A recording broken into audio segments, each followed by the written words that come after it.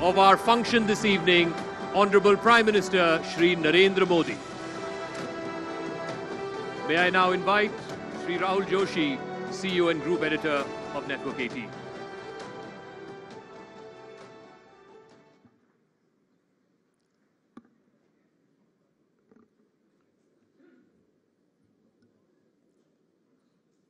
Prime Minister Shri Narendra Modi, distinguished guests, ladies and gentlemen.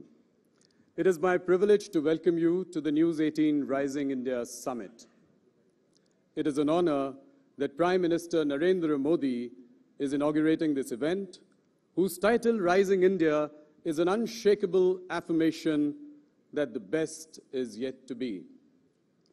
Much in the past 4 years has been driven by the passion of one man, the man who swept the nation off its feet and romped home with a brute majority in 2014. The Chaiwala turned Prime Minister had a dream, the dream of a better, bigger, bolder India. And where does this all come from? Prime Minister Modi recently told us that he didn't like leaders of Western countries patronizingly putting their arms around leaders of emerging countries like India. So when he came to power, he broke protocol many times. He hugged Barack Obama, dropped in on Nawaz Sharif, and more recently hobnobbed with Shinzo Abe and Justin Trudeau on his own terms. In short, he likes to set the agenda. It's the same agenda that he likes to set along with Party President Amit Shah to make Bharatiya Janata Party the winning election machine it has become over the past few years. Even if the BJP loses a state, it still forms the government. In fact, the joke is, agli baar IPL bhi BJP hi jeetegi. The idea is, you play to win, and sometimes you play to stay in the game, but never, never, ever give up. And PM Modi leads his team from the front, wears this attitude on his sleeves. Just when the Indian economy was cruising along in 2016, he warned black money hoarders in an interview to me September of the same year, declare your black money or you'll have to pay for it. Most turned a deaf ear. What followed is history and demonetization. Many economists predicted India would go to rack and ruin. But what transpired soon after demo was that the BJP swept Uttar Pradesh with an unprecedented 324 seats. India is now on the track to be the fastest growing economy in the world. Prime Minister, your vision is never captured in important looking PowerPoint presentations, but in small messages and things that have big impact.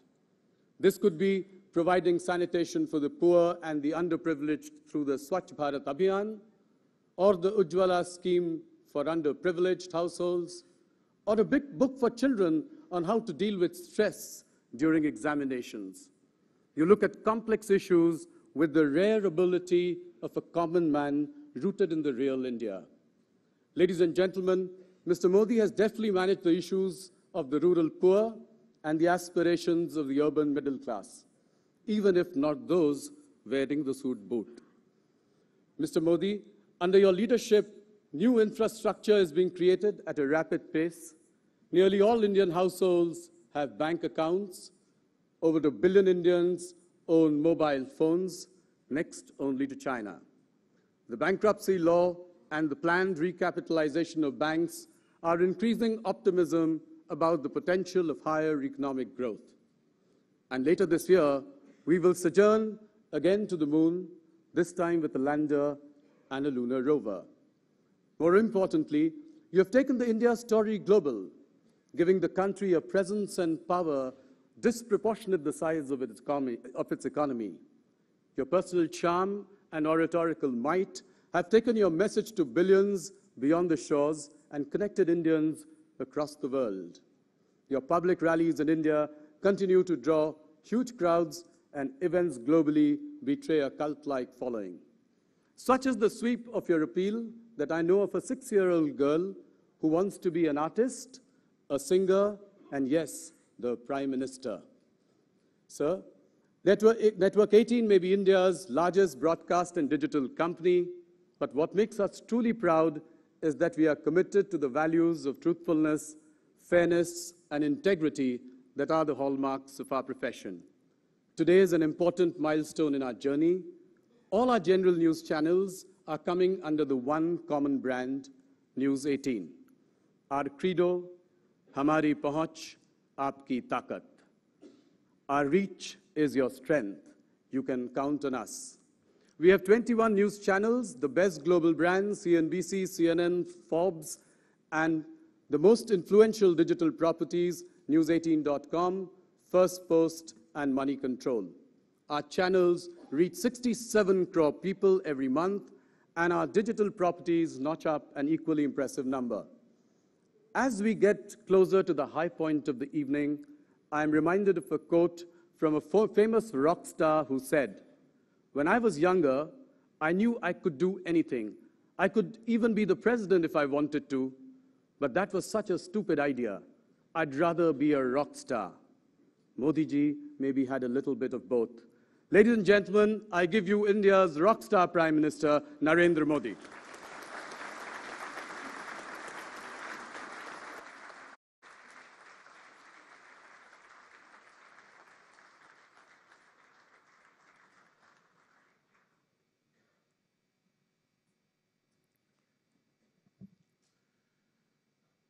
Network 18 के group editor in chief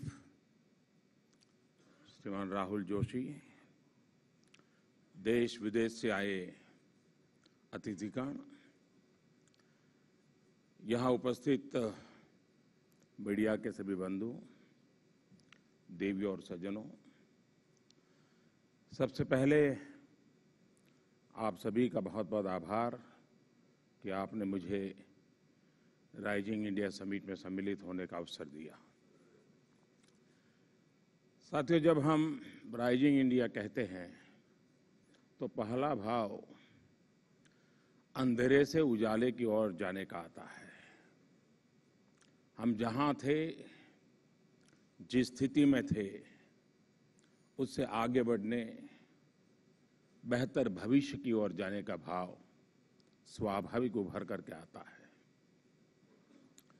ये rise करना, उदय होना, जब हम देश के संदर्भ में बोलते हैं तो उसका विस्तार बहुत व्यापक हो जाता है। सवाल ये कि फिर राइजिंग इंडिया क्या है? सिर्फ अर्थव्यवस्था की मजबूती राइजिंग इंडिया है? सेंसेक्स का रिकॉर्ड स्तर पर होना ये राइजिंग इंडिया है? विदेशी मुद्रा भंडार रिकॉर्ड स्तर पर होना क्या ये राइजिंग इंडिया है? या फिर रिकॉर्ड विदेशी निवेश आना ये राइजिंग इंडिया है? साथियों, राइजिंग इंडिया का मेरे लिए मतलब है देश के 125 करोड़ लोगों के स्वाभिमान का राइज होना, देश के आत्मगौरव का राइज होना। जब इन्हीं 125 करोड़ लोगों की इच्छा शक्ति एकजुट हो जाती है, उनके संकल्प एक हो जाते हैं, तो असाध्य भी साध्य हो जाता है, असंभव भी संभव बन जाता है। एकजुट हुई यही इच्छा शक्ति आज न्यू इंडिया के संकल्प को पूरा कर रही है। भाइयों और बहनों, बहुत से देशों में ये अवधारणा रही है कि सरकार विकास को, परिवर्तन को लीड करे और नागरिक उसे फॉलो करे। पिछले 4 वर्षों में भारत में हमने ये स्थिति बदल दी है। अब देश का नागरिक, सामान्य नागरिक लीड करता है और सरकार उसे फॉलो करती है।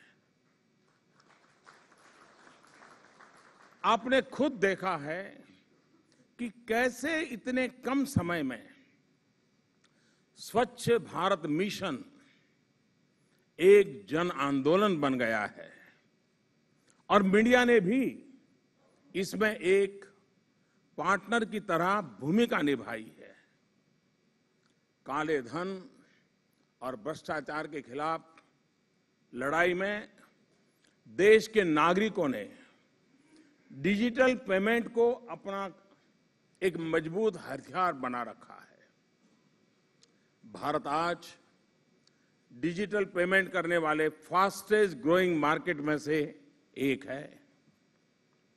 भ्रष्टाचार के खिलाफ सरकार की हर कार्रवाई को जिस तरह से लोगों का समर्थन मिलता है, वो भी इस बात का गवाह है कि देश को उसकी आंतरिक बुराइयों से मुक्ति दिलाने के लिए किस तरह लोगों ने कमर कस रखी है। हमारे राजनीतिक विरोधी चाहे जो बोले, लेकिन देश के लोगों की इसी प्रेरणा की वजह से सरकार बड़े फैसले ले सकी और उन्हें लागू करके दिखाया। जिन फैसलों की सिफारिश दशकों पहले की गई थी, लेकिन उन्हें फाइलों में दबाकर रखा गया। जो कानून दशकों पहले पास हुए, लेकिन भ्रष्ट तंत्र के दबाव में लागू नहीं किए गए, उन्हें भी इस सरकार ने लागू किया और अब इन्हीं कानूनों के आधार पर बड़े स्तर पर कार्रवाई हो रही है। फ्रेंड्स, भारत में जो ट्रांसफॉर्मेशन शिफ्ट आ रहा है, वे अपने नागरिकों की वजह से आ रहा है, उनकी इच्छा शक्ति की वजह से आ रहा है। यही इच्छा शक्ति देश के लोगों में, देश के क्षेत्रों में असंतुलन का भाव भी कम कर रही है। देवियों और सज्जनों, चाहे देश का उदय हो या फिर किसी समाज और व्यक्ति का, अगर बराबरी का भाव नहीं होगा तो न संकल्प सिद्ध होंगे और न ही समाज। और इसलिए अगर एक विजन के तौर पर देखें तो हमारी सरकार राष्ट्रीय स्तर पर असंतुलन के इस भाव को खत्म करने का निरंतर प्रयास कर रही है। इसका परिणाम क्या आता है, ये मैं नेटवर्क 18 के दर्शकों को एक वीडियो के माध्यम से अनुभव कराना चाहता हूं। ये 4x4 के कमरे में आप कितनी देर खाना पकाएंगे? 5 से 10 सेकंड। ये महिलाएं यहाँ पीढ़ियों से खाना पकाती आई हैं। आँख से आंसू भी आ जाता था और बच्चा लोग का पढ़ाई करने के लिए दिक्कत भी होता था। अभी भले बुखार हो या खांसी, लकड़ी काटने जाना है तो जाना है। बारिश में या तो भीगी लकड़ियों को जलाना है या बच्चों को भूखा ही सुलाना है। अब आग जला तो घंटे आग नहीं जलती, बेत तो मोल की लकड़ी।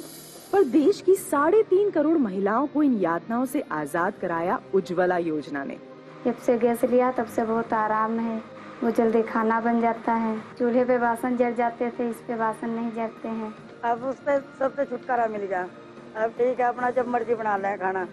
न जात देखा, न धर्म, न गांव देखा, न शहर, जिसका ये हक था उन्हें मिली उज्ज्वला। बहुत समय बचता है। साड़ी कुर्ते चिकन का काम हम लोग करते हैं, 20-25 रुपए पहले नहीं बना पाते थे, बना लेते आराम से। और आगे कुल 8 करोड़ महिलाओं को धुएं में खाना नहीं पकाना पड़ेगा। उज्ज्वला योजना का बहुत आभार करते हैं। इन्होंने हमें इस योजना का लाभ दिया और इससे हमारे आदिवासी एरिया में बहुत प्रगति हुई है। चूल्हा मिल गया तो मुझे बहुत आराम हो गई खाना बनाने में, नहीं तो ऐसे बहुत तकलीफ होती थी, अब कोई तकलीफ नहीं। महिलाओं का सशक्तिकरण करने के लिए उनकी जिंदगी बदलनी पड़ती है, जैसे उज्ज्वला ने बदली है।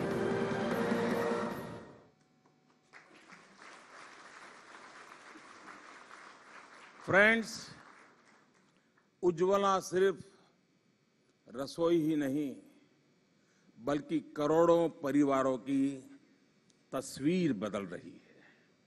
ये हमारी सामाजिक व्यवस्था में एक बड़ा असंतुलन खत्म कर रही है। फ्रेंड्स, आपके यहां आने से पहले मैं आज दिन भर मणिपुर में था।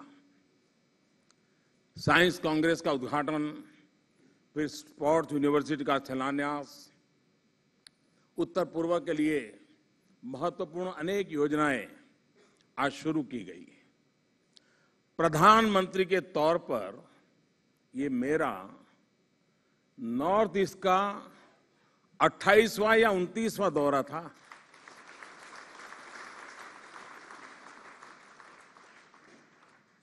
आप सोचिए, आखिर ऐसा क्यों हमारी सरकार का जोर पूर्वी भारत पर, उत्तर पूर्व पर इतना ज्यादा है? जो लोग सोचते हैं कि हम वोट के लिए ऐसा कर रहे हैं, वो देश की जमीन से ही नहीं, लोगों के दिलों से भी कट चुके हैं। साथियों, पूर्वी भारत का इमोशनल इंटीग्रेशन और डेमोग्राफिक डिविडेंड, उसे ध्यान में रखा जाता बहुत जरूरी है। और इसलिए हमारी सरकार act east and act fast for India east के मंत्र पर चल रही है। और जब मैं एक्ट ईस्ट कहता हूं तो उसका विस्तार सिर्फ उत्तर पूर्व के राज्यों तक सीमित नहीं है, बल्कि ये पूर्वी उत्तर प्रदेश, बिहार, पश्चिम बंगाल, उड़ीसा भी शामिल है। देश का यह वो हिस्सा रहा है जो विकास की दौड़ में पीछे रह गया था। इसकी एक बड़ी वजह थी इस क्षेत्र के विकास को लेकर एक उदासीनता। इस क्षेत्र में सैकड़ों प्रोजेक्ट या तो शुरू ही नहीं हुए या फिर दशकों से बीच में ही अटके रहे।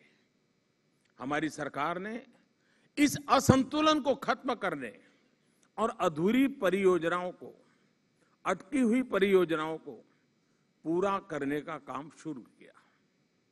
आप ये जानकर हैरान होंगे कि असम में महत्वपूर्ण गैस क्रैकर प्रोजेक्ट 31 सालों से लंबित था। हमने सरकार में आने के बाद इस परियोजना पर फिर से काम शुरू किया। आज बहुत तेजी के साथ उत्तर प्रदेश के गोरखपुर, बिहार के बरौनी और झारखंड के सिंदरी में बरसों से बंद पड़े फर्टिलाइजर प्लांट्स को खोलने का काम किया जा रहा है। इन प्लांट्स को गैस जगदीशपुर से हल्दिया तक बिछाई जा रही गैस पाइपलाइन से मिलने वाला है। यही पाइपलाइन पूर्वी भारत के प्रमुख शहरों में गैस पाइपलाइन पर आधारित उद्योगों का पूरा इकोसिस्टम भी विकसित करेगी।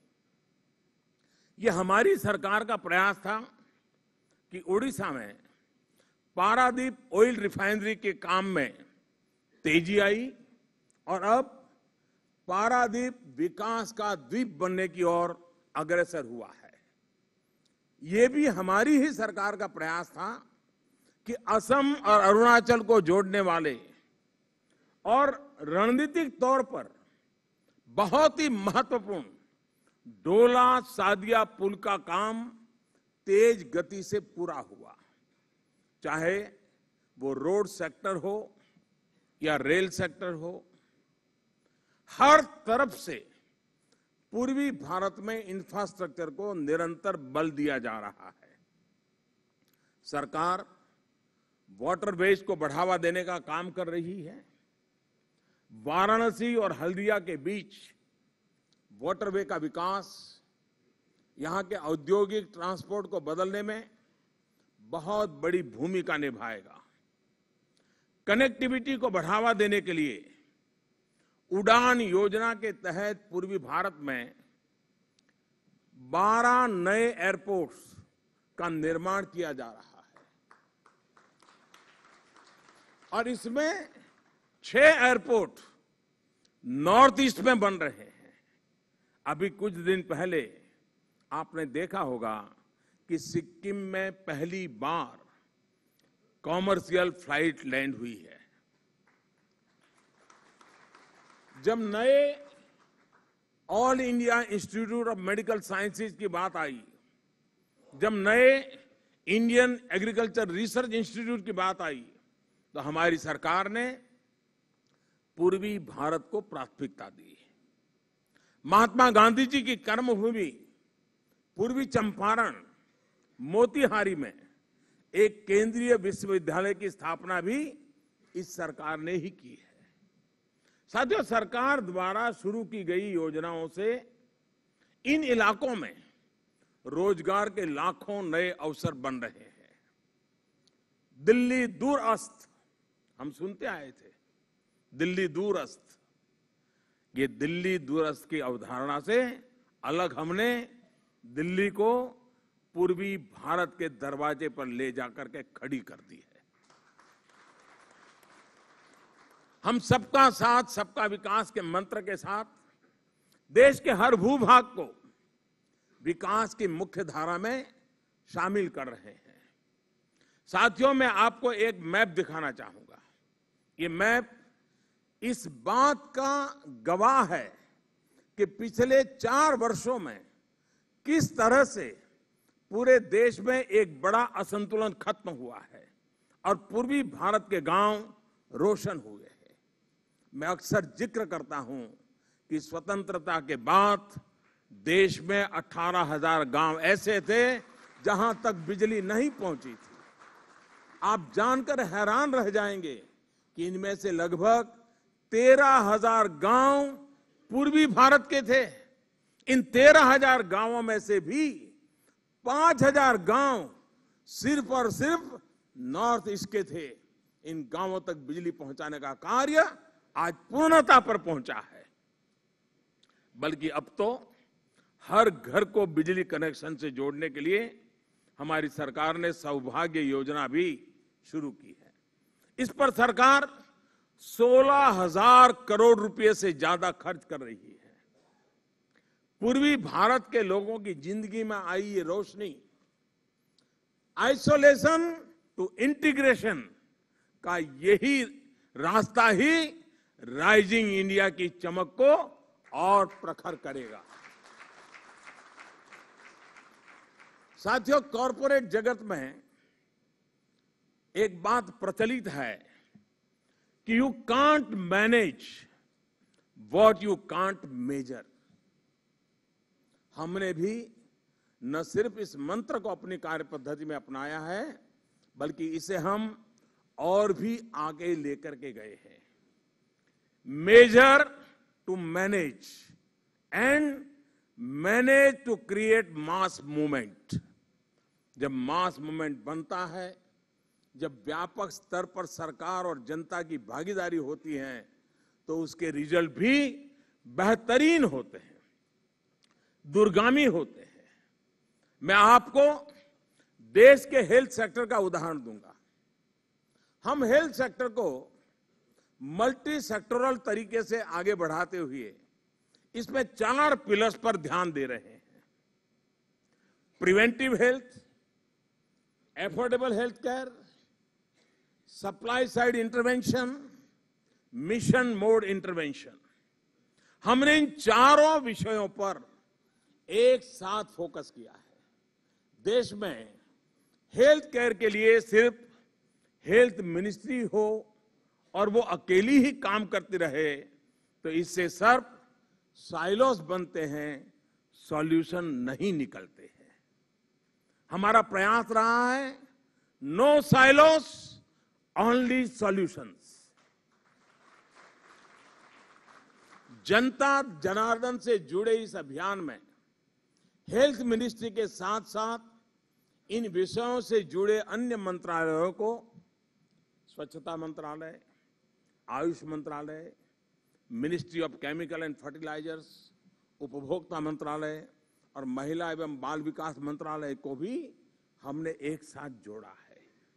इस तरह से हमने सबको साथ मिलाकर निर्धारित गोल की ओर आगे बढ़ने का प्रयास किया है। अगर मैं पहले पिलर यानी प्रिवेंटिव हेल्थ केयर की बात करूं तो ये सबसे सस्ता भी और सबसे आसान भी। हम सब जानते हैं कि स्वस्थ जीवन के लिए स्वच्छता सबसे पहली आवश्यकता है और इसी पर बल देते हुए हमने पेयजल और स्वच्छता मंत्रालय को एक्टिवेट किया। इसका परिणाम देखिए कि 2014 तक पूरे भारत में 6.5 करोड़ शौचालय थे, यानी 1947 से 2014 तक। लेकिन अब 13 करोड़ घरों में शौचालय है, यानी 2 गुनी बढ़ोतरी हुई है। आज देश में सैनिटेशन कवरेज 38% से बढ़कर करीब करीब 80% हो चुकी है। ये बढ़ोतरी भी 2 गुना से ज्यादा है। और अब 1981 में आप देखिए ये 1% था, आज वो 78 पहुंचा है और 2014 तक ये 39 था। काम का स्केल और रफ्तार, इसका आप अंदाज लगा सकते हैं। स्वच्छता अभियान के साथ ये संदेश भी घर घर पहुंचा है कि गंदगी अपने साथ बीमारियों को लेकर आती है, जबकि स्वच्छता रोगों को दूर भगाती है। प्रिवेंटिव हेल्थ केयर के रूप में योग ने नए सिरे से अपनी पहचान को स्थापित किया है। आयुष मंत्रालय के एक्टिवेट होने की वजह से योग आज दुनिया भर में एक मास मूवमेंट बन रहा है। इस बजट में हम वेलनेस सेंटर लेकर आए हैं। सरकार का प्रयास देश की हर बड़ी पंचायत में हेल्थ वेलनेस सेंटर बनाने का है। इम्यूनाइजेशन प्रोग्राम पर हमने विशेष जोर दिया है।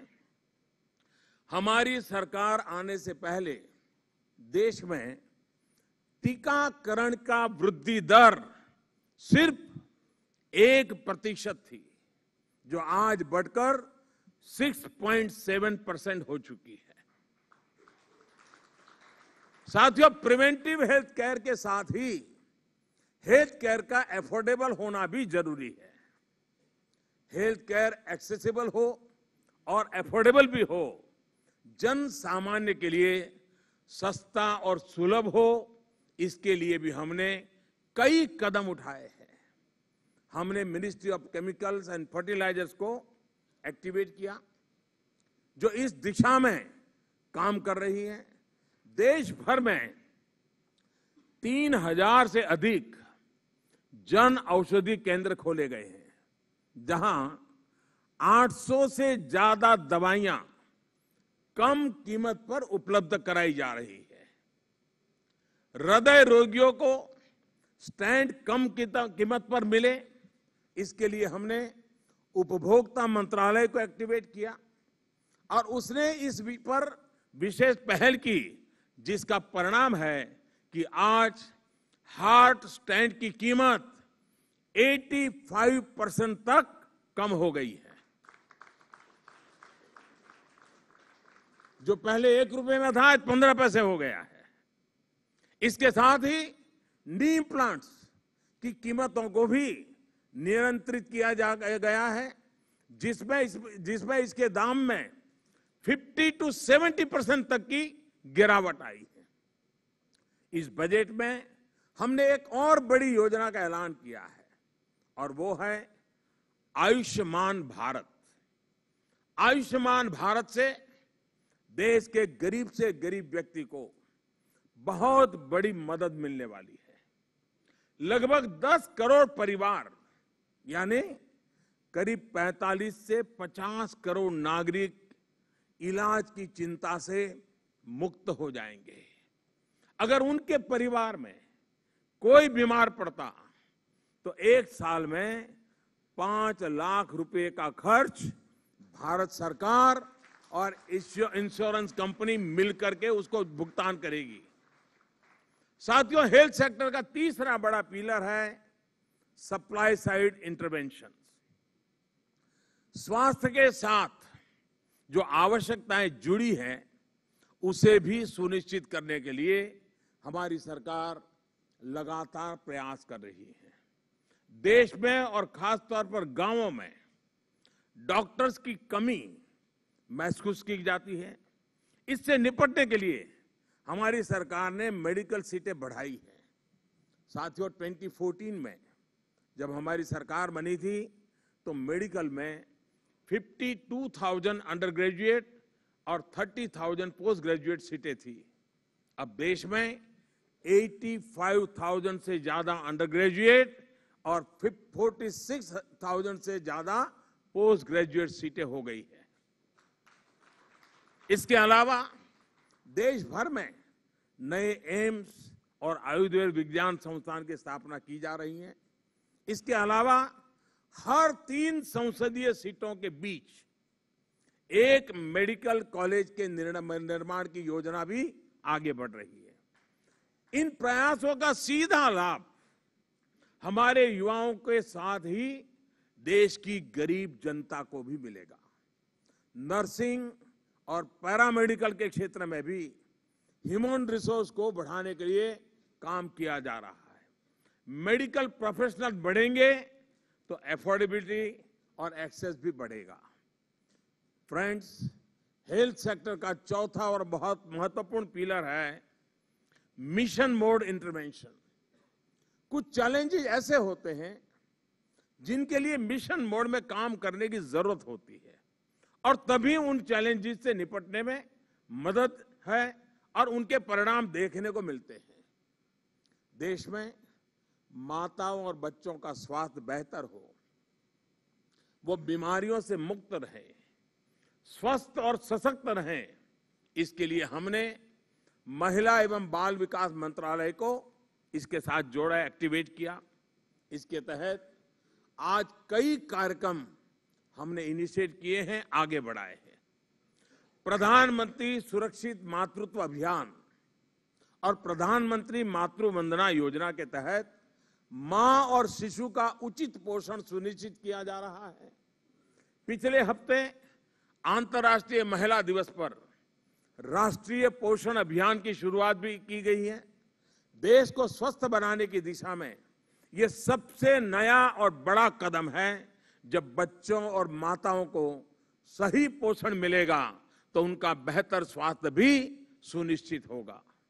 मैं मानता हूं one size does not fit for all, इसलिए हमारी सरकार ये सुनिश्चित कर रही है कि हर क्षेत्र, हर सेक्टर का यूनिक डेवलपमेंट मॉडल विकसित हो। साथियों, मैं आपको एक वीडियो के माध्यम से देश भर की खुशियों में भागीदार बनाना चाहता हूं। आपने जो लोगों के चेहरे पर खुशी देखी है वो मेरे लिए राइजिंग इंडिया है। घरों में रहना पसंद है? हमारे गांवों में, हमारे गरीब घरों में तो तुम कभी कभार ही आती हो। रात को सारी रात अंधेरा टार्चों से देखना है, दिया जलाना है और दुगुना तिगुने पैसे का 4 गुना ज्यादा का डीजल जलाते हैं हम। और राति होले माने सदाय चिंता थाके कि हबो कि नहबो।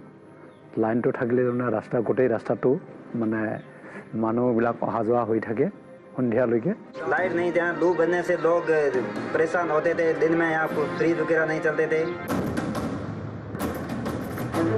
भारत के हजारों गांव की तकदीर से अंधेरे के इस अभिशाप को मिटाया भारत सरकार ने।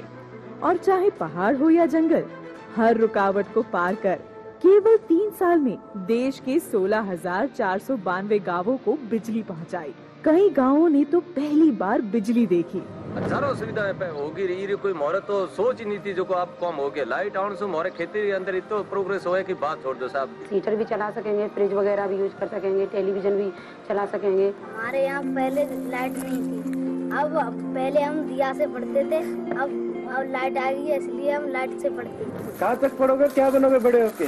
बड़े हो गए अधिकारी बनेंगे। गरीब को एम्पावर करने के लिए उन्हें पावर देना पड़ता है और वही करके दिखाया भारत सरकार ने। आखिर ये बदलाव कैसे आया? आपको याद होगा कि 6 साल पहले जुलाई में ग्रिड फेल होने से देश अंधेरे में डूब गया था। जो हुआ वो एक सिस्टम का, शासन तंत्र का ब्रेकडाउन था। साइलोस की यह स्थिति थी कि एक समय ऊर्जा मंत्रालय को नहीं पता होता था कि कोयला मंत्रालय का रोड मैप क्या है। न्यू एंड रिन्यूएबल एनर्जी मंत्रालय का पावर मिनिस्ट्री के साथ कोई समन्वय नहीं था। साइलोस तोड़कर सॉल्यूशन निकालने का यह कार्य देश के पावर सेक्टर में भी बहुत व्यापक तरीके से हो रहा है। आज भारत की ऊर्जा सुरक्षा के बेस्ट सॉल्यूशन के लिए power ministry, renewable energy ministry और कोल मिनिस्ट्री एक यूनिट के रूप में काम कर रहे हैं। कोयले से हम एनर्जी सिक्योरिटी मिलती है, तो रिन्यूएबल एनर्जी हमारी आने वाली पीढ़ियों के बेहतर भविष्य के निर्माण के लिए हमें सस्टेनेबल एनर्जी दे सकती है। यही कारण है कि हम पावर शॉर्टेज से पावर सरप्लस की तरफ, नेटवर्क फेलियर से नेट एक्सपोर्टर की तरफ बढ़ रहे हैं। सरकार के प्रयासों से वन नेशन वन ग्रिड का सपना भी साकार हुआ है। साथियों, हार, हताशा, निराशा का वातावरण कभी किसी देश को आगे नहीं ले जा सकता।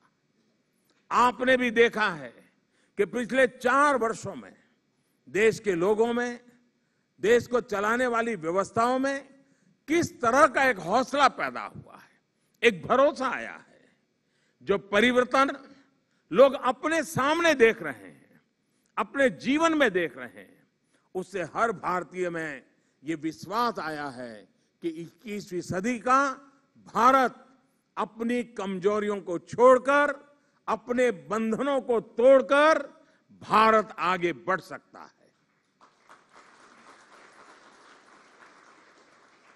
एक भारत श्रेष्ठ भारत के सपने को सच कर सकता है।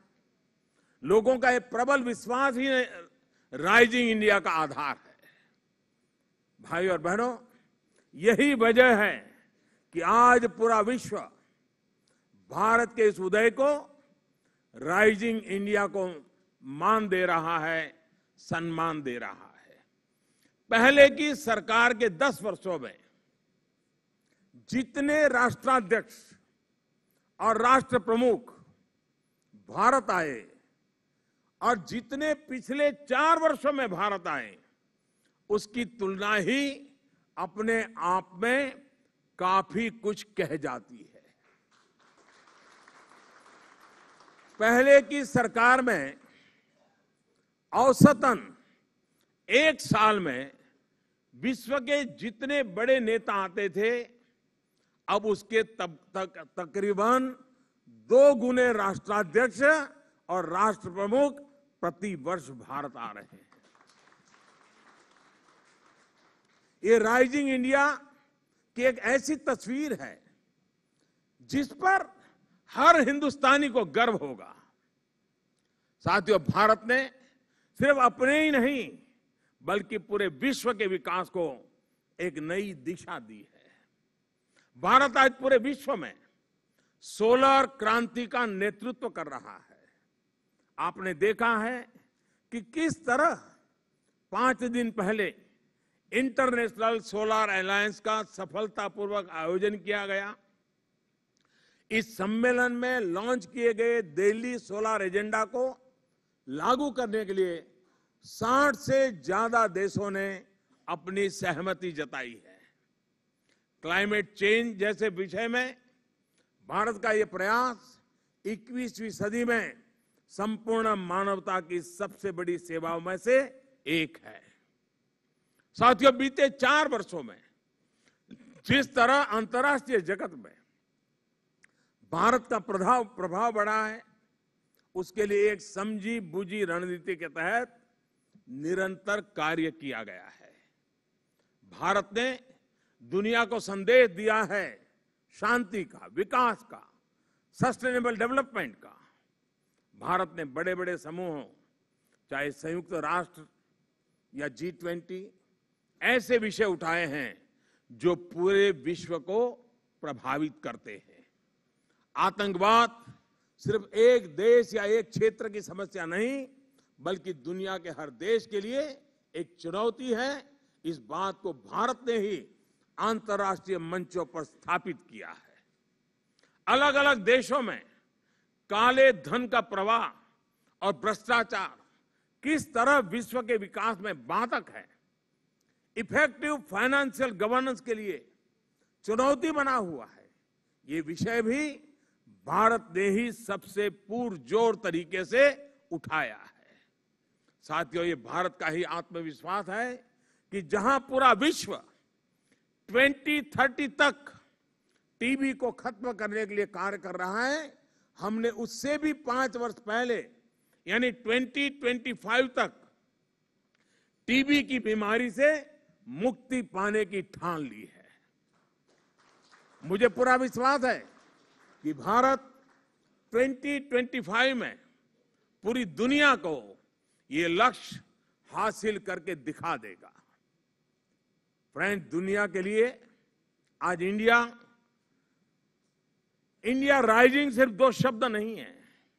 ये 2 शब्द 125 करोड़ भारतीयों की उस ताकत का प्रतीक है जिसे आज पूरी दुनिया स्वीकार कर रही है। यही वजह है कि जिन संस्थाओं की सदस्यता के लिए भारत बरसों से प्रयास कर रहा था, वो इसे अब हासिल होने लगी है। Missile technology control regime MTCR में शामिल होने के बाद भारत वासेनार अरेंजमेंट और ऑस्ट्रेलिया ग्रुप में भी शामिल हो चुका है। International tribunal for the law of the sea के चुनाव में, इंटरनेशनल मैरीटाइम ऑर्गेनाइजेशन के चुनाव में, United Nation economic and social council के चुनाव में भारत को विजय प्राप्त हुई है। इंटरनेशनल कोर्ट ऑफ जस्टिस में जिस तरह भारत को जीत मिली, उसकी तो दुनिया भर में चर्चा हुई है। साथियों, ये भारत के बढ़ते प्रभाव का ही असर है कि जब यमन में संकट आता है, भारत अपने नागरिकों को वहां से सुरक्षित निकाल रहा होता है, तो अन्य देशों से भी भारत से मदद के लिए अपील करते हैं। और आपको गर्व होगा ये सुनकर के कि उस संकट के दौरान भारत ने दुनिया के 48 कंट्री के लोगों को सुरक्षित बाहर निकाल करके उनके देशों में पहुंचाया। डिप्लोमेसी में मानवीय मूल्यों को सबसे ज्यादा महत्व देने वाली हमारी नीति ने दुनिया को एहसास कराया है कि भारत सिर्फ अपने हित के लिए ही नहीं, बल्कि वैश्विक मानवता के लिए भी काम कर रहा है। सबका साथ, सबका विकास का हमारा मंत्र देश की सीमाओं के दायरे में बंधा हुआ नहीं है। आज हम आयुष्मान भारत के लिए ही नहीं, बल्कि आयुष्मान विश्व के लिए भी कार्य कर रहे हैं। योग और आयुर्वेद को उसे लेकर के दुनिया भर में जो जागरूकता आ रही है, वो भी राइजिंग इंडिया का ही एक प्रतिबिंब है। साथियों, अगर अर्थव्यवस्था की बात करूं तो पिछले 3-4 वर्षों में भारत ने अपने साथ ही पूरी दुनिया की इकोनॉमिक ग्रोथ को मजबूती दी है। जो देश वर्ल्ड जीडीपी का केवल 3% हिस्सा है, वो आज वर्ल्ड इकोनॉमी की ग्रोथ में 7 गुना ज्यादा कंट्रीब्यूट कर रहा है। जितने भी मैक्रो इकोनॉमिक पैरामीटर हैं, inflation, current account deficit, fiscal deficit, GDP growth, interest rate, FDI inflow, Bharat सभी में आज अच्छा परफॉर्म कर रहा है। आज विश्व में भारत के संदर्भ में जो बातें होती हैं वो आशा और विश्वास के साथ होती है, पूरे भरोसे के साथ होती है। यही वजह है कि तमाम रेटिंग एजेंसियां भारत की रेटिंग में सुधार कर रही हैं। आज दुनिया की टॉप 3 प्रोस्पेक्टिव होस्ट इकोनॉमीज में भारत का नाम लिया जाता है। एफडीआई कॉन्फिडेंस इंडेक्स में भारत को टॉप 2 इमर्जिंग मार्केट परफॉर्मर्स में बताया जाता है। अंगटाड की वर्ल्ड इन्वेस्टमेंट रिपोर्ट में भी भारत को दुनिया के फेवरेट एफडीआई डेस्टिनेशन में से एक बताया गया है। वर्ल्ड बैंक की ईज ऑफ डूइंग बिजनेस की रैंकिंग में भी हमने सिर्फ 3 साल में 42 अंकों का सुधार किया है। वर्ष 2017-18 में तीसरे क्वार्टर में भारत ने 7.2% की विकास दर हासिल की है। अर्थव्यवस्था के जानकार कह रहे हैं कि ये रफ्तार अभी और बढ़ेगी। साथियों, 2014 के पहले देश के टैक्स सिस्टम की पहचान थी इन्वेस्टर्स के लिए अनफ्रेंडली, अनप्रिडिक्टेबल, नॉन ट्रांसपेरेंट। अब उस स्थिति में परिवर्तन आ रहा है। जीएसटी ने भारत को दुनिया के सबसे बड़े इकोनॉमिक मार्केट में से एक के तौर पर स्थापित किया है। साथियों, सरकार गरीब, निम्न मध्यम वर्ग के एस्पिरेशंस को समझते हुए होलिस्टिक अप्रोच के साथ काम कर रही है। इस बजट में हमने revitalising infrastructure and system in education यानी RISE नाम से एक नई योजना शुरू करने की घोषणा की है। इसके तहत हमारी सरकार अगले 4 साल में देश के एजुकेशन सिस्टम को सुधारने के लिए 1 लाख करोड़ रुपया खर्च करने जा रही है। सरकार देश में world class 20 institutes of eminence बनाने पर भी काम कर रही है। हायर एजुकेशन से जुड़े प्राइवेट और पब्लिक इंस्टीट्यूट के साथ हम मिलकर काम कर रहे हैं। इस मिशन के तहत पब्लिक सेक्टर के चुने हुए 10 संस्थानों को 10,000 करोड़ रुपए की आर्थिक मदद भी दी जाएगी। इसी तरह देश के नौजवानों में सेल्फ एम्प्लॉयमेंट और विशेषकर MSME सेक्टर में काम कर रहे उद्यमों को बढ़ावा देने के लिए हम stand up India, startup India, skill India mission जैसे कार्यक्रम चला रहे हैं। विशेषकर प्रधानमंत्री मुद्रा योजना नौजवानों और महिलाओं के सशक्तिकरण का बहुत बड़ा माध्यम बन रही है। जब से ये योजना शुरू हुई है तब से लेकर के अब तक 11 करोड़ से ज्यादा लोन हमारी सरकार ने स्वीकृत किए हैं। लोगों को बिना गारंटी 5 लाख करोड़ रुपए का कर्ज दिया गया है। इस वर्ष के बजट में भी हमने 3 लाख करोड़ रुपए का मुद्रा लोन देने का तय किया है।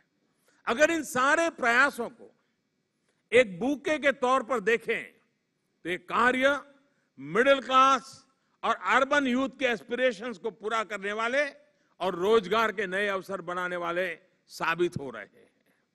मुझे उम्मीद है कि विकास की मुख्य धारा में पीछे छूट गया चाहे कोई व्यक्ति हो या क्षेत्र, जब वो तेज गति से आगे बढ़ेगा, उसकी शक्तियां, उसके संसाधनों के साथ न्याय होगा, तो राइजिंग इंडिया की स्टोरी भी और सशक्त होगी। आखिर में मैं आपके मीडिया समूह को 2022 और संकल्प से सिद्धि की यात्रा के बारे में फिर याद दिलाना चाहता हूं। क्या आपके ग्रुप ने कोई संकल्प लिया? क्या कोई रोड मैप तैयार किया? क्या इस बारे में सोचा कि हम ऐसा क्या करें जो 2022 में न्यू इंडिया के सपने को पूरा करने में मदद करेगा? भारत आजादी के 75 साल मनाएगा 2022 में। उस सुनहरी पल हमारे परिश्रम से, हमारी योजनाओं से, हमारे समर्पण से अभिषिक्त हो, यह हम सबका सपना होना चाहिए। और मुझे बहुत खुशी होगी अगर आपका ग्रुप कोई चैलेंज स्वीकारे, अपने संकल्प को अपने चैनलों पर प्रमोट करे, उसका फॉलोअप भी दिखाएं। और यहां पर कई लोग ऐसे बैठे हैं जो अपने अपने संस्थानों में भी इस काम को लेकर के आगे बढ़ा सकते हैं, कुछ न कुछ कर सकते हैं। 125 करोड़ देशवासी ईश्वर का ही रूप है और देश की प्रत्येक संस्था को, प्रत्येक इकाई को राष्ट्र कल्याण के लिए, राष्ट्र निर्माण के लिए, विकास की यात्रा को आगे बढ़ाने के लिए संकल्पबद्ध होकर के काम करने की आवश्यकता है।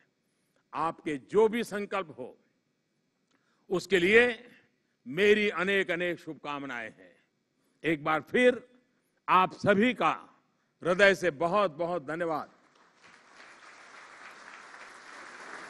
Ladies and gentlemen, the man who is the heart and soul of Rising India, Prime Minister Shri Narendra Modi. Rising India is just a journey, एक यात्रा है, मंजिल न्यू इंडिया है और उस मंजिल पे हम पहुंचेंगे by 2022 under your leadership. Thank you very much, Mr. Prime Minister, for gracing this occasion. Ladies and gentlemen, the Prime Minister of India, Shri Narendra Modi.